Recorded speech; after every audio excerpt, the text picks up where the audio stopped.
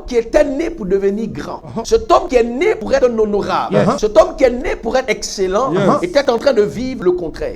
Parce qu'il était aveugle. En Israël, quand quelqu'un était aveugle, je vous raconte la petite histoire qui est liée à ça dans Lévitique. Si quelqu'un est aveugle, il est myope, il a un problème au niveau de ses pieds, il a un handicap. Dans le texte biblique, on veut qu'il soit mis hors de la ville. Et pendant les périodes de fête et à des périodes bien définies, il a le droit de rentrer dans la ville. Donc les lépreux, les aveugles, les boiteux et tout ça. Et quand il rentre, on lui donne un manteau. Ce manteau-là, quand il le porte, il a le droit de demander l'aumône. C'est-à-dire, ce manteau-là, c'est pour les mendiants. Donc quelqu'un qui est appelé à la grandeur, quelqu'un qui est appelé à l'élévation et à la distinction, se voit en train de vivre une vie de misérable. Donc son appel, c'est la grandeur, mais sa vie, c'est la médiocrité. Son appel, c'est la faveur, mais sa vie, c'est la défaveur.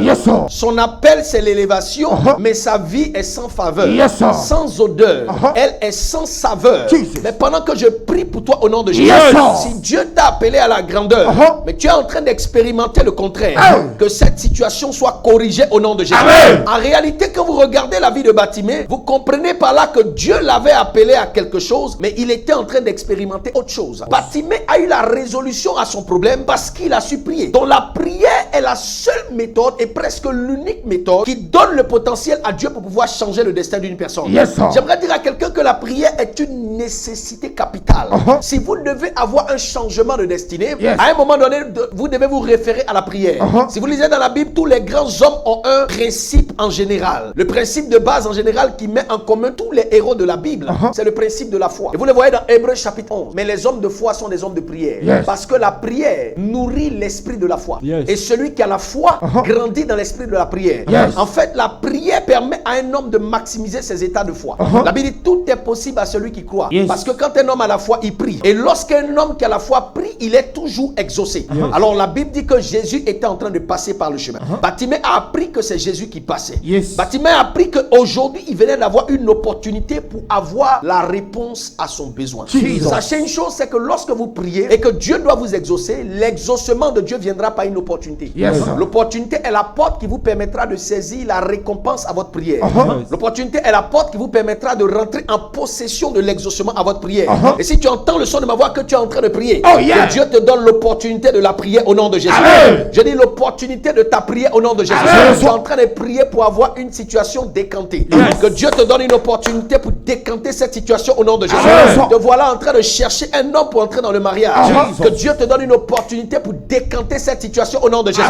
Dis amen et reçois. Et pendant que je suis en train de parler, je sens dans mon esprit que l'opportunité de Dieu est en train de localiser certaines personnes qui entendent le son de ma voix. Tu as longtemps prié que Dieu te donne l'exaucement à cette prière par une opportunité divine au nom de Jésus. Donc lorsque le Seigneur répond à une prière, il donne une opportunité. L'opportunité te permet de rentrer en possession de ta prière. C'est pour cela, en même temps que tu fixes les yeux vers le ciel par la prière, fixe les yeux autour de toi pour chercher une opportunité. Parce que quand Dieu répond à une prière, il propose une opportunité.